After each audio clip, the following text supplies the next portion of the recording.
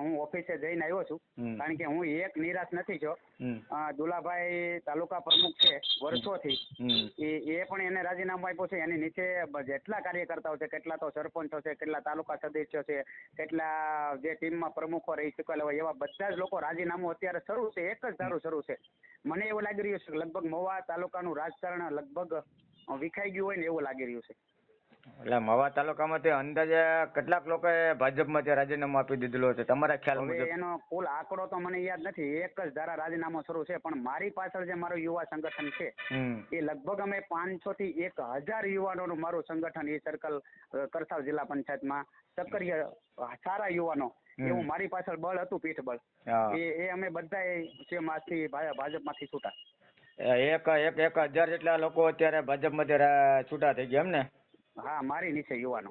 બરાબર છે. મેં પોતે આજે રાજીનામું આપ્યું છે. રાજીનામું આપવાનું કારણ? જો સર, કારણ તો એવું છે કે હું 15 થી 20 વર્ષથી સક્રિય સભ્ય છું ભાજપની અંદર, અને ભાજપની અંદર ખૂબ કામગીરી કરી છે. બરોબર છે. તો સક્રિય સભ્ય પણ છું અને શક્તિ કેન્દ્રનો સંયોજક પણ 5 વર્ષથી છું, અને પેજ પ્રમુખ છું, અને પેજ પ્રમુખની સમિતિ પણ મેં બનાવેલી છે. બરાબર છે. અને મેં કરસાળની જિલ્લા પંચાયતની સીટ માંગી હતી, અને જિલ્લા પંચાયતની સીટ મને ન આપવામાં આવે તો દયાળની તાલુકા પંચાયતની સીટ માગણી કરી હતી. એમાંથી એક પણ સીટ આપવામાં આવી નથી. કોઈના કહેવાથી, કોઈના જેક મારવાથી સીટ ન આપવાની હોય ત્યાં સીટ આપવામાં આવી છે. એટલે અગાઉના સમયમાં પાર્ટીએ તમને કોઈ ટિકિટ આપેલી કોઈ ચૂંટણીમાં? નહીં, ટિકિટ નહીં આપેલી, પણ મને શક્તિ કેન્દ્ર સંયોજક બનાવેલા. બરાબર. મતલબ અત્યાર સુધી તમે ભારતીય જનતા પાર્ટીના કાર્યકર્તા હતા, પણ તમને કોઈ ચૂંટણીમાં ટિકિટ આપવામાં નથી આવી? નહીં, નથી આપવામાં આવી. અને હું ખૂબ સક્રિય છું, અને હું તો ખાલી એક કરસાળ જિલ્લા પંચાયત નથી કરતો, પણ મને આખો મહુવા તાલુકો ઓળખે છે. ભાઈ, મારી કામગીરી કેવી છે, મારા ગ્રુપો છે, મારા સંગઠનો છે, એ વિસ્તારને ખબર છે. આગળ મારા કાંઈ આક્ષેપો હોય, બરોબર છે, કાંઈ વિરોધ હોય તો એક વાત અલગ છે કે ભાઈ હું કોઈનો વિરોધમાં છું. બરાબર. મતલબમાં તમે આ મહુવા તાલુકાની અંદર ભારતીય જનતા પાર્ટીની અંદર 20 વર્ષથી સેવા આપી, પાર્ટીની અંદર કામ કર્યું, પાર્ટીની અંદર, ને અત્યારે તમારી નારાજગી એવી છે કે ભાઈ પાર્ટી તરફથી મને ટિકિટ ન આપતા તમે રાજીનામું આપ્યું? હા, મેં રાજીનામું આપ્યું છે. અને સર, હું એટલું કહેવા માંગીશ કે તમે જેમ કીધું ને એમ કે મેં કોઈ પણ પાર્ટીને મને ગમે ત્યારે કોઈ પણ જાતનું કામ સોંપવામાં આવ્યું હોય તો એ મેં પરિપૂર્ણ કામ નિભાવેલું છે.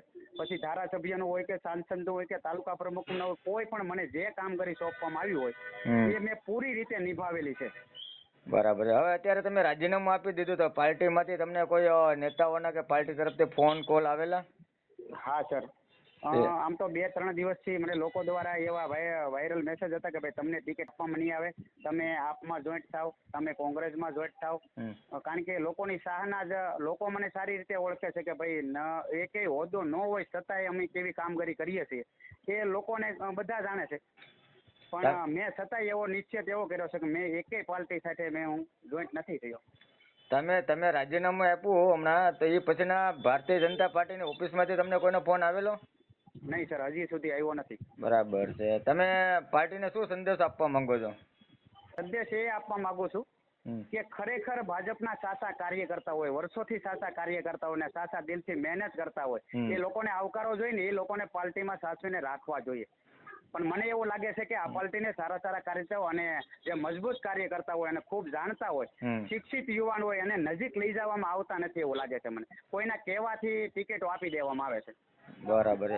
કે ભાજપમાં ક્યારે કામ ન કરેલું હોય, ભાજપ પાર્ટીમાં પણ ન હોય એવા લોકોને પણ ટિકિટ આપવામાં આવી છે. હાલ તો અત્યારે શું કહેવાય કે ચૂંટણીનો માહોલ છે, તો ભાજપની અંદર કોંગ્રેસ અને આમ આદમી પાર્ટીઓના નેતાઓ આવે છે અને બીજા જ દિવસે એને ટિકિટ મળે છે. શું કહેશો તમે? હા, એવી રીતે પણ મળે છે. અને મારો તો અમુક વિરોધ એવો પણ થયો છે કે તમે સોશિયલ મીડિયામાં જે નવનીતભાઈની લડાઈ આપી રહ્યા હતા એના કારણે ટિકિટ કાપવામાં આવી, પણ ખરેખર એવું હોતું નથી. મેં તો સમાજ માટે સારું કામ કર્યું હતું. તો હું એવું કહેવા માંગુ છું કે જે ધારાસભ્યો બીજી પાર્ટીમાં જીતે છે તો એને કેમ તમે તરત ખરીદી લ્યો છો? બરાબર. જે કઈ પાર્ટી છોડીને આવે, ભાઈ કોંગ્રેસ હોય, ભાજપ હોય, કોંગ્રેસ હોય કે આપ હોય, બીજી પાર્ટી અપક્ષ લડ્યા હોય, એ લોકો છોડીને આવે તો એને કેમ તરત ટિકિટ આપી દેવામાં આવે? નહીં, બરાબર છે. એટલે આ કઈ રીતનું રાજકારણ હોય કે મને સમજાતું નથી. એટલે મને એમ થયું કે એના કરતા મને સમાજ સ્વીકારે છે, ખૂબ સ્વીકારે છે, ખૂબ લોકોની ચાહના છે, એટલે મેં ભાજપમાંથી આજે રાજીનામું આપી દીધું છે. હવે આપનું રીઝન શું છે? બીજી કોઈ અન્ય પાર્ટીમાં જોડાવાના આપ? નહીં સર, અત્યારે તો હું એકેય પાર્ટી સાથે નહીં જોડાવ, પણ જે અમારે વિસ્તારની અંદર જે ઉમેદવારોને જીતાડવા છે, અમારે યોગ્ય ઉમેદવાર હોય છે એમને જીતાડશું. હવે તો તમે પાર્ટીમાંથી રાજીનામું આપી દીધેલું છે, બરાબર છે, તો હવે બીજી અન્ય પાર્ટી પણ તમે જોઈન્ટ કરી શકો ને? હવે તો તમે સ્વતંત્ર થઈ ગયા. હા સર, કરી શકો, પણ હું હજી આગળ વિચારીશ, કારણ કે હું અત્યારે મારે જોઈન્ટ નથી કરવું. બરાબર છે. હવે ભાજપ તરફથી કોઈ તમને ઓફર મળશે કે તમે પાછા રિટર્ન આવી જાઓ પાર્ટીમાં, તો જતું રહેવાનું પાછું? હવે તો મને જ્યારે મળશે, કોઈનો ફોન આવશે, ત્યારે હું મારા પ્રશ્ન એની સામે રજૂ કરીશ. બરાબર. અને મારા પ્રશ્નનો મને જવાબ મળશે તો ચોક્કસ જોઈન્ટ કરીશ. બાકી મને સમાજમાં મારી સહાના છે. આખો સમાજ મને જો સમાજે સ્વીકાર્યો ને એનાથી હોદો મને મોટો કઈ હોતો નથી. હું મારા પરિવારને અને હું ઘણા બધા સંગઠનો ચલાવું છું. તો એમને બધાને પૂછીને હવે હું ગમે પાર્ટીને જોઈન્ટ કરી. બાકી તો હું આ સમાજ સેવા કરું છું, એ બરોબર છે.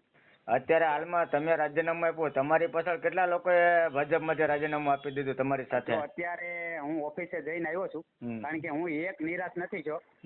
દુલાભાઈ તાલુકા પ્રમુખ છે વર્ષોથી, એ પણ એને રાજીનામું આપ્યું છે. એની નીચે જેટલા કાર્યકર્તાઓ છે, કેટલા તો સરપંચો છે, કેટલા તાલુકા સદસ્યો છે, કેટલા જે ટીમમાં પ્રમુખો રહી ચૂકેલા હોય, એવા બધા જ લોકો રાજીનામું અત્યારે શરૂ છે. એક જ ધારું શરૂ છે.